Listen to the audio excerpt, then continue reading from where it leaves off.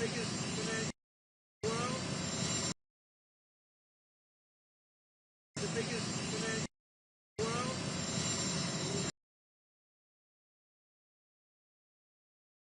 The biggest financial world. And everybody there from Larry Fink to everybody else you can imagine. And it was a really great day and a very productive day. I think we're over now as a country, we're over $15 trillion of investment, and there's never been anything like that. In the history of our country, there has not been anything like it or even close. So, okay, do you have any questions? Mr. President, Mr. President. You announced the Indonesia deal today. You announced the Indonesia trade deal today. How many more trade deals beyond the letters will you announce before August 1st? We're working on probably 5 or 6.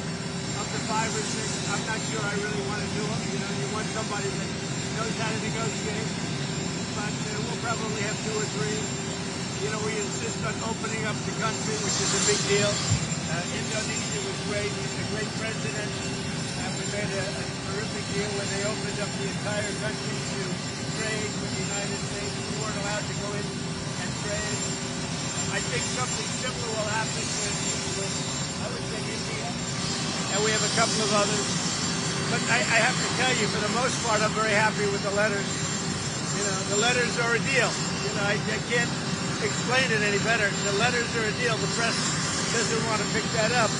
But I will veer from those deals on occasion when somebody is willing. Like if Japan would open up their country, they don't do that. They just don't do that. And I don't either. I don't subscribe to it one way or the other. But they won't do that. So we might just stick with the letter. South Korea is inclined to maybe do that. So we'll let you know. But we have letters out. Every time I send out a letter, essentially that's a deal. Mr. President, with the date you gave of August 1st, but the date that you gave of August 1st, right. Why stick with the date if you're saying that payments start on August 1st. Right. The only thing that's really sacred about August 1st is that's when payments start. So they have to start paying billions of dollars to you and people. Are you a citizen of the country? Yes, sir. All right, good. You'll be very happy because you're going to be getting a lot of money. Just like they found a budget surplus. We have a budget surplus of $25 billion. Everyone said, how did that happen? It hasn't happened in many years. It happened because of good management and tariffs. Mr. President, do you plan to release more details of the Vietnam-China deals? Is there going to be a paperwork released to the public of showing that? I don't think it matters how much you release of the deal. We have a Vietnam deal, right. And I would say that deal is pretty well set. Again, that's an opening of their country. They've opened it up. Just so you know, these were closed countries. They were wonderful people. Wonderful leaders, very strong, smart leaders, but their countries were closed to us, but our country wasn't closed to them. And so I said, you got to open up your country. So we're going to see. But the Vietnam deal, we may open it. I mean, I don't know. I can't tell you. Is it necessary? No. Yeah, I don't think so. Mr. President, on Ukraine, why did you settle on giving Putin another 50 days? It seems like he's had a lot of time to show he wants peace. I don't think it's a long time. I think really the question should be asked, why did Biden get us into that ridiculous war? Why did Biden bring us there? That should never, ever have happened, that war. This is Biden's war. I'm just trying to end it. Why do you think a lot of lives? Why do you think his opinion will change in 50 days when it hasn't over the last 6 months? Very rapidly. It might not be 50 days. It might be much sooner than 50 days. To that end, when do you think the first Patriot missiles, some of these weapons that our allies will buy? From what countries? They're coming in from Germany and then replaced by Germany, and in all cases, the United States gets paid back in full. Have you started? What's happening, as you know, is the European Union, if you look, mostly European Union stuff, but let's put it in the form of NATO. It's very similar. But NATO is going to pay us back for everything. In some cases, we're going to be paid back by countries of the European Union directly. Are we starting to see those payments? We're always getting our money back in full. So we're not going to have any more investment to make. We're getting our money back in full. And if we can make a deal, that'd be great. We're saving 5,000 or 6,000 soldiers a week. They're Russian and they're Ukrainian soldiers. They're not American soldiers. And we won't have boots on the ground, but it's a shame. 5,000, last week they say 7,100 soldiers, both Russian and Ukraine, were killed. Hey, can I ask you about Iran? Have you seen any progress in talks with Iran? We haven't really heard about that in a while. Well, they want to talk. I'm in no rush to talk, and they would like to talk. I'm in no rush to talk because we obliterated their site. They'd have to start all over. In fact, it's obliterated to the point that it's not usable anymore. They'd have to pick a different mountain. That mountain is so blown up inside and so unstable that they would have to pick a different mountain. Our people really did the job. Yes. On the Fed, sir, would you fire Jerome Powell over the Treasury renovation? Well, he spent $2.5 million building this place. I have to say this. I think he's terrible. I think he's a total stiff. But the one thing I didn't see him as a guy that needed a palace to live in. You talk to the guy, it's like talking to nothing. It's like talking to a chair. No personality, no high intelligence, no nothing. But the one thing I would have never guessed is that he would be spending $2.5 billion to build a little extension onto the Fed. Is that a fireball? Nobody's ever seen. I think it sort of is, because if you look at his testimony to the House and the Senate, you take a look at the testimony, it's under it. That whole thing is, he's not talking about the problem. It's a big problem. $2.5 billion, and that's $2.5 billion now. That's going to be a lot more money than $2.5 billion to expand. And with all of that, to house thousands of people to give him information, and yet out of the 71 economists, and they included me and one other person got it right. I got it right, and one other genius got it right. They had everybody else was wrong. 69 were wrong, and 2 were right. I was one of them. And I don't have a lot of people. I have Howard. I have Doug. I have a few people. He has thousands of people, and he got it wrong. No, I think when you spend $2.5 billion on really a renovation, I think it's pretty disgraceful. On the Fed chair, sir. Have you spoken to President Putin since your announcement yesterday? No. And do you think when you speak to him on the phone, does he say that he wants peace? Yeah. What does he say to you? He says he wants peace. Yeah. So far, it's all talk and no action. Do you believe him? I mean, But, if you think about it, India, Pakistan, we did so many. The Congo, and I mean, look at the deals we've made. We made all these peace deals. Look at Rwanda. It was an impossible deal to make with the Congo. I made that. I made all of these deals, Serbia, Kosovo, and here's the one deal.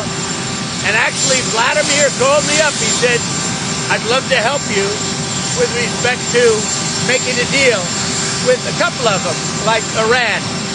I'd love to help you. I say, Vladimir, I only want to help with one deal, Russia, because you're the only deal that we're not doing too well on. He oftentimes he said, no, he wants peace.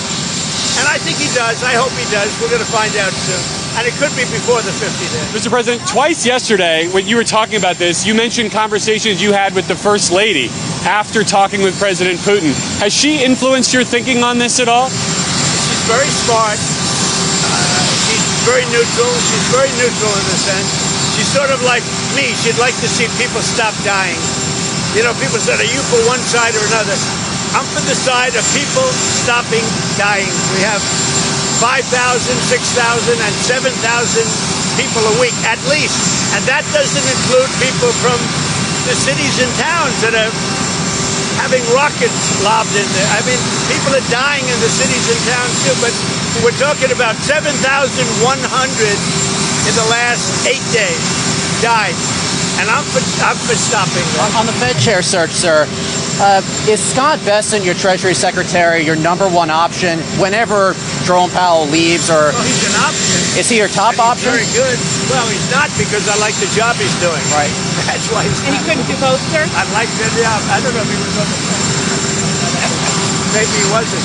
But I do like the job he's done. Right. So, in that sense, probably he's not that much of an option. Right. Scott's been great. He's been terrific. He did a good job today. He's a very soothing force. You know, it's soothing. All right. Mr. President. The pharmaceuticals.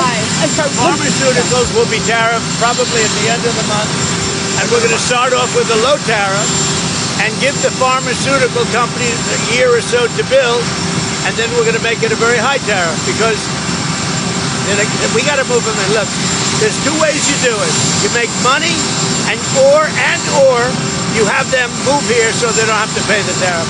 Those are the two ways. The pharmaceutical companies are moving back to America where they should be. Mr. President. Is that in the same timeline? The semiconductor tariff? Similar. Actually less complicated, but similar. Semiconductors and chips. Mr. President, I know you've urged people to move on, but I'm curious, why do you think your supporters in particular have been so interested in the Epstein story and so upset about how it's been handled? Why do you think that is? Why they would be so interested? He's dead for a long time. He was never a big factor in terms of life. I don't understand what the interest or what the fascination is. I really don't. And the credible information's been given. Don't forget, we went through years of the Mueller witch hunt and all of the different things, the Steele dossier, which was all fake. All that information was fake. But I don't understand why the Jeffrey Epstein case would be of interest to anybody. It's pretty boring stuff. It's sordid, but it's boring. And I don't understand why it keeps going. I think, well, really only pretty bad people, including fake news, want to keep something like that going. But credible information, let them give it. Anything that's credible, I would say let them have it. Mr. President, a question on AI. How do you want Americans to think about it? Are you concerned about job loss or privacy, or do you think this is the new technology? It's interesting because we need jobs. We need a lot of people to work. You know, we're going to be building very shortly hundreds of factories, including AI. We're building a lot of car factories. They're all coming in from other countries now in order to avoid paying the tariffs. And we need people working. So if AI can help us with that, that's a positive. Because we're not going to have enough workers to take care of it if we don't create something. So whether it's robots or whether it's AI, we need somebody to take care of it. Do you agree with that? I agree. So many jobs to build. I mean, think about it. $15 trillion. That's 5 million people working in these factories, building them great high-paying jobs in America that President Trump has brought back. So those jobs, of course, are in the wings. So let's go. Let's train America, and let's get it going. What do you want to say? What would you say about this job? Well, I think with AI, as Howard the President said, we're going to need more workers in this country because President Trump is the greatest economic developer that this country's ever had. It's brought back this record amount of foreign direct investment and a record amount of U.S. investment going back into job creation. But the mix is going to change. AI will take jobs away like software development because AI can write code, but AI can't wire a building, do plumbing. I mean, if kids go into the trades today, they're all going to be making 150 grand and they'll have amazing lives, build companies, start businesses. I mean, this is part of the boom of America because middle class, working Americans will never have had it as good. They have lower taxes, more regulation, and more opportunities to go to work to build things. We need people. We really need, because we're building so many factories in the country, and so AI can help with that. But what also is going to help are going to be robots. You know, the robots, I think, are going to be a big deal, and that's going to help also. On the Russian sanctions, sir, on the secondary tariffs, are you concerned that secondary tariffs on buyers of Russian oil will hurt American consumers, higher gasoline prices? I think that whole thing is going to go away eventually. It should have gone away. And Putin does say, oh, I want peace, I want peace. But so far, he hasn't lived up to that. So I think it's going to go away, but we're going to find out soon. We're going to find out soon. Can you give us more details on the sanctions? Is it 100% sanctions on Russia? But they're very biting, they're very significant, and they're going to be very bad for the countries involved. I mean, they'll be very, very powerful and very bad for the countries involved. And I hope we don't have to pull that string. And maybe we won't. We'll see. It's got to end. Got to stop the killing.